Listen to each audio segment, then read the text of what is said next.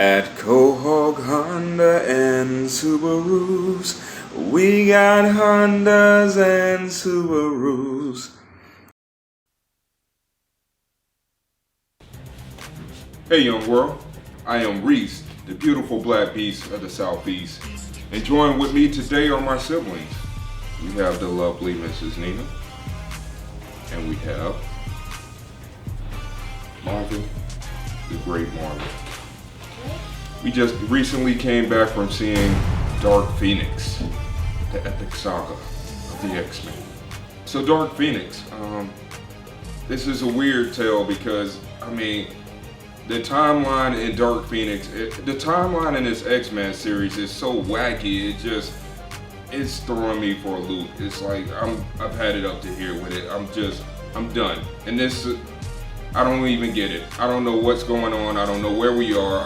It's gotten to epically horrific proportions with this timeline. X-Men Days of Future Past, you had a mixture of the old cast with the new cast, and now Wolverine isn't in this one, and Scott Summers, they're all still in high school. Scott Summers and Jean Grey aren't even married. I don't know what's going on. It's crazy. It's time warp loopiness. One thing I did notice is that this one starts off in the year 1992, which is the same year they actually start the Fox cartoon.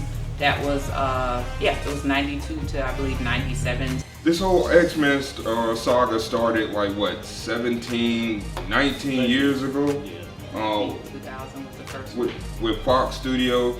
And from the start, I mean, it's been shaky at best. None of this stuff is canon. They follow the comic books whenever they want to, and usually they're off. Like 1 out of every 3 or 4 movies, they'll be halfway decent, but man, they are really screwing the pooch with this whole series, man. And this whole, I didn't really enjoy Dark Phoenix. I thought that it was so off with the characters. These aren't how the characters acted, anything. Okay, I grew up in the 90s, and I grew up watching the 90s animated version of X-Men. That was really my first dose of the X-Men, and I loved it. It was remarkable. And then none of this is canon to that. That's canon to me. And none of this new live action X-Men, they're not getting it. I'm not feeling it. I totally agree, and that was my problem with how we were going to review this one, because it's really tough to judge this. It's like, do you judge it on a movie on its own merit? Do you judge it on this trilogy? Do you judge it on the previous trilogy? A continuality, but is it really continuous? And then the different mediums that we've seen the X-Men on, as Maurice stated, and I was going to say that as well, we grew up on the 90s show that came on television, so that was our main point of reference. So I'm not sure what's canon and what's not between that and the comic book to what they've done on the screen. I'm trying not to bash the film too much, because let's be honest, and this is by almost any universal standard, these movies are really not the greatest. I actually went back to watch a couple of the Fox episodes, the cartoon episodes from the 1992 to 1997 version.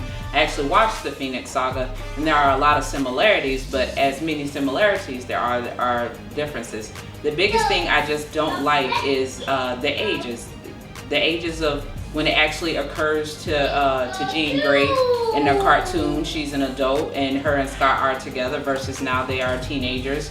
And I definitely don't like that they excluded Rogue and Gambit. They were crucial parts of the story as well, so that's a big letdown. Some of my biggest issues I had with the movie is just I really didn't like the actors involved. They didn't convey the X-Men and what they meant to me as a kid or anything. I don't think they've ever read a comic book in their life. I mean, you see this Sophie Turner chick, and I know she was on the Game of Thrones. And the thing about Sophie Turner, I don't know if she's a brilliant actor or she's just totally crap, because the thing is, I know her characters I hate so much, but I don't know if that's what the writers intended. Are we supposed to hate these characters? Because if we're supposed to hate them, good job.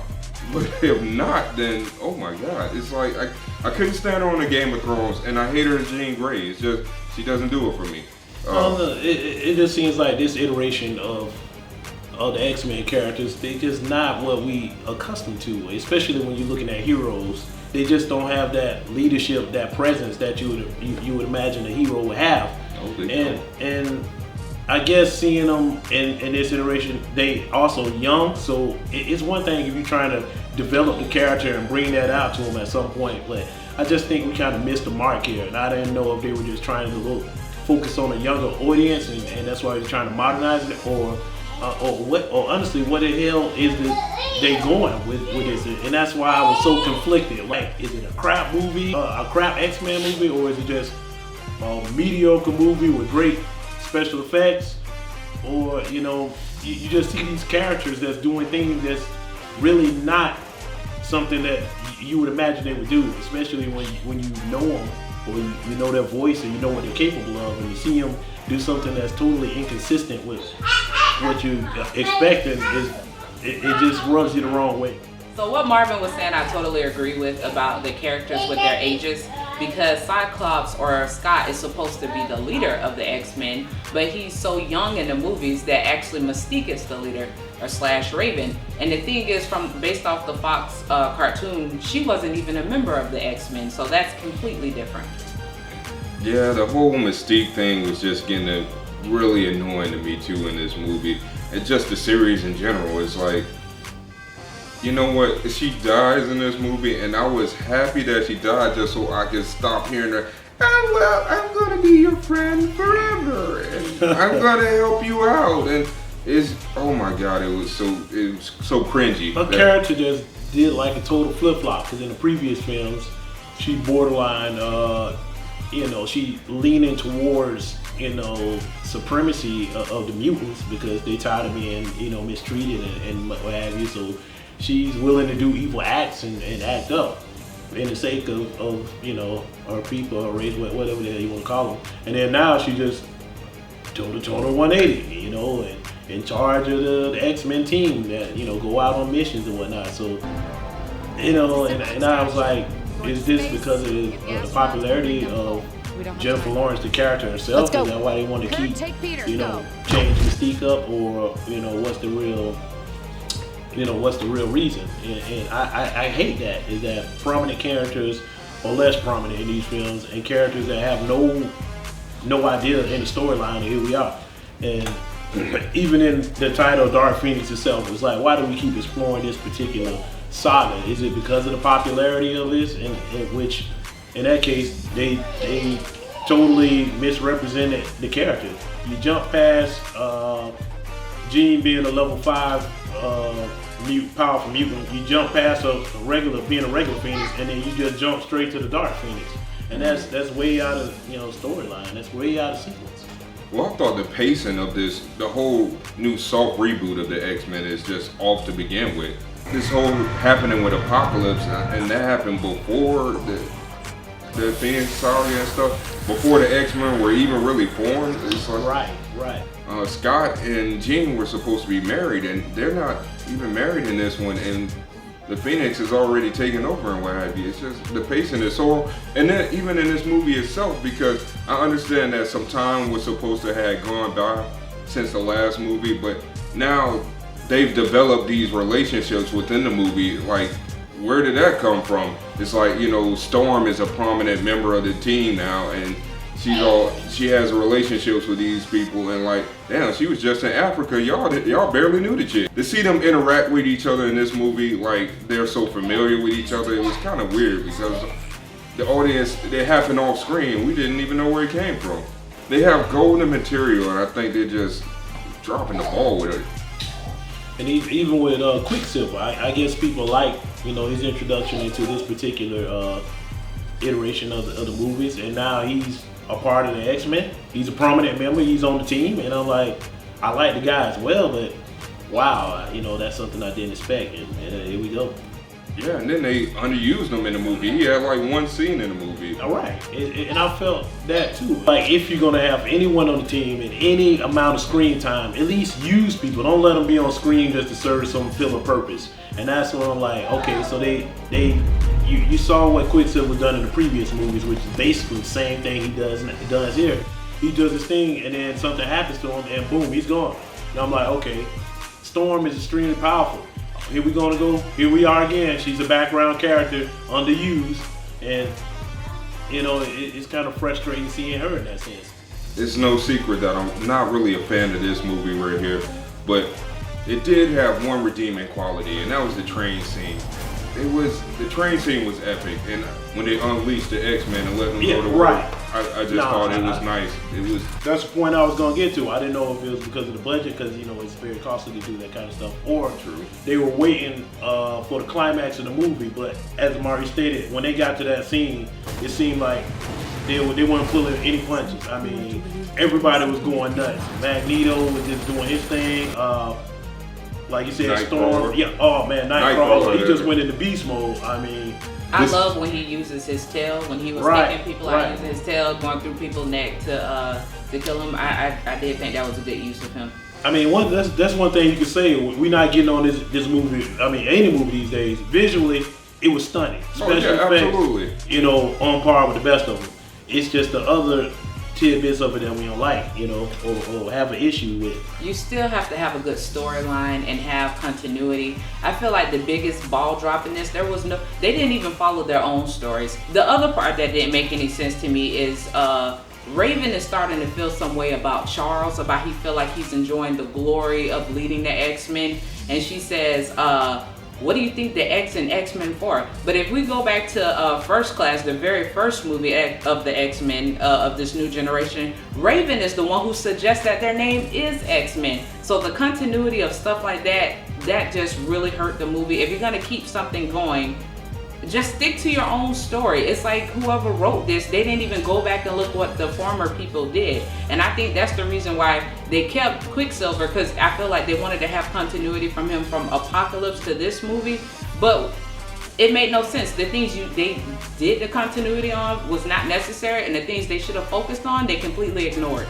But you know, even to put Charles out there like that, it's kind of blasphemous. It's not kind of, it really is blasphemous. He was always humble. I feel like he always accepted the responsibility as the leader, and now you could just see he was enjoying the fame and the notoriety of it all, and that's not who he was. Absolutely.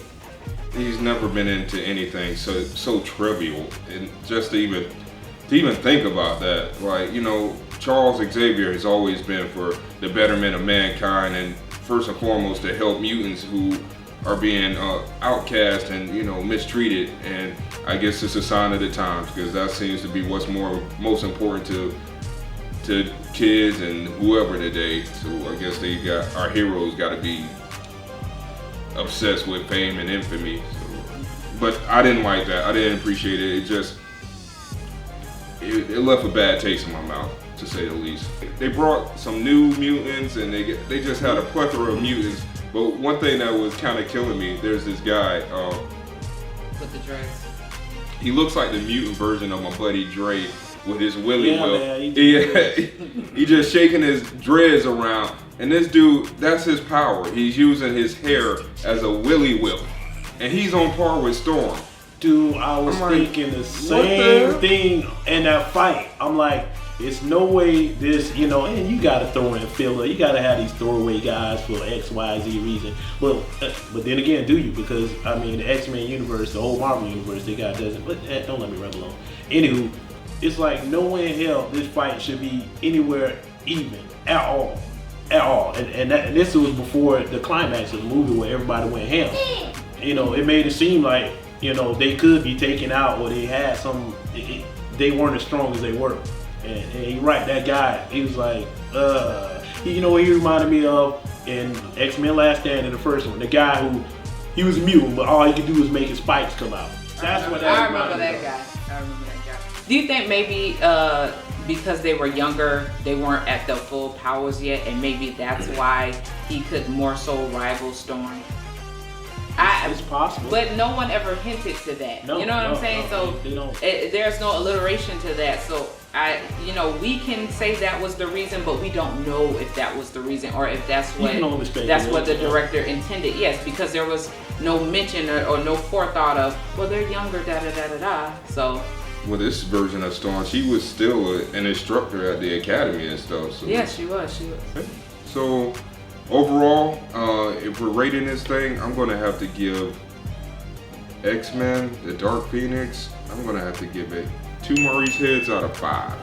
Only 2 because the effects were amazing, but the story is horrible. So you get 2 at least. 2.5 out of 5 Marvin heads. Hell, it's the summer. You ain't got nothing to see. You ain't got nothing to do. I would go ahead and check it out, but don't get your hopes up too high. However, I mean, based on special effects and just to have a good time, you might, or maybe you'll be frustrated like I was. I also give it 2.5 stars, and the reason why I'm doing stars because I don't want to cut my head in half. So 2.5 stars. All right, so that's about it. We're gonna wrap this review up. Thanks for tuning in to Res&Marvin's reviews.